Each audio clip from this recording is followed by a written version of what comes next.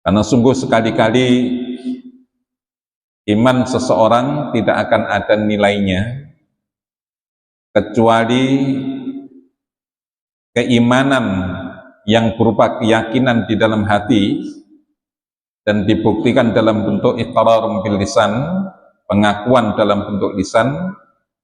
Maka hal yang dituntut selanjutnya adalah wa amalun bil arkan atau amalun bil jawarih, pembuktian dengan amal perbuatan. Dengan amal perbuatan. Maka barang siapa yang dia meyakini dalam hati akan keesaan Allah Subhanahu wa taala, beriman kepada Allah, diikrarkan dalam bentuk lisan, tapi ketika ada seruan untuk taat kepada Allah Subhanahu wa taala, mereka justru ingkar dan mendustakannya. Maka iman yang demikian ini tak ubahnya sebagaimana imannya iblis laknatullah alaih. Iblis adalah makhluk yang mereka mengakui akan rububiyah Allah Subhanahu wa taala.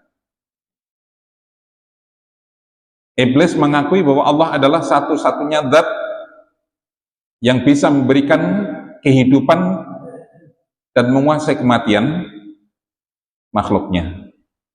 Sehingga iblis meminta tangguh kepada Allah Subhanahu wa taala. Qala rabbi fa'anzirni ila yaumi yub'atsun.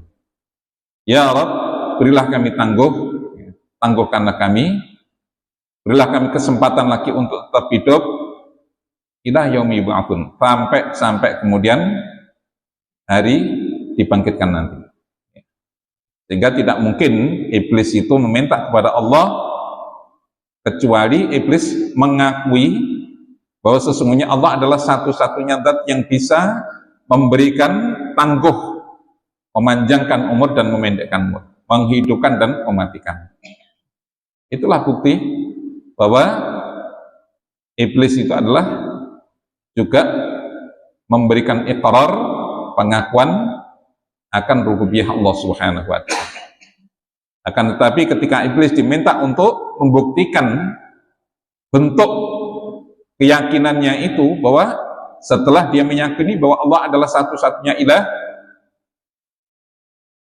ketika diberikan perintah, diberikan taklif untuk sujud kepada Adam alaihissalam, wa idh qala rabbuka lil malaikati isjudu li adama fasajadu illa iblis aba wastakbara wa kana minal kafirin.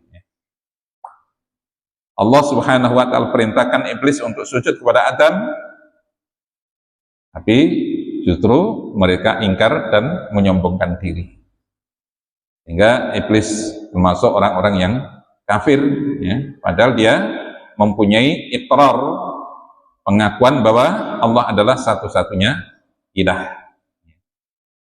Sehingga inilah pentingnya kita untuk senantiasa membuktikan keimanan kita dengan amalan-amalan ketaatan sebagaimana Allah Subhanahu wa taala dan Rasulnya tuntunkan kepada kita. Jadi setiap amal ibadah yang Allah dan Rasulnya tuntunkan kepada kita, itu semuanya adalah merupakan bukti keimanan kita kepada Allah Subhanahu wa taala. Bukankah Allah Subhanahu wa taala mengingatkan kepada kita tentang ciri-ciri orang-orang mukmin? Maka Allah nyatakan, innama kana qaulal mu'minina idza du'u ila Allahi wa rasulihi liyahkuma bainahum ay yaqulu sami'na wa ata'na. Hanya saja orang-orang mukmin itu orang-orang yang apabila diseru oleh Allah Subhanahu wa taala untuk bertahkim, ya, berhukum atau memenuhi syariat-syariat Allah Subhanahu wa taala dan Rasulnya, maka tidak ada kata lain kecuali ayyaqulu sami'na wa ata'na. Orang-orang mukmin akan mengatakan, kami dengar dan kami taati. Nah, itulah termasuk di antara hal yang menyertai keimanan seseorang, sehingga iman itu menjadi sempurna dengan amalan bil jawarih. Dan itu juga yang difahami oleh kalangan ahlus sunnah tentang makna al-iman itu, ya. Jadi keyakinan di dalam hati, tasdiqun bil qalbi wa iqrarun bil lisan wa amalun bil jawari.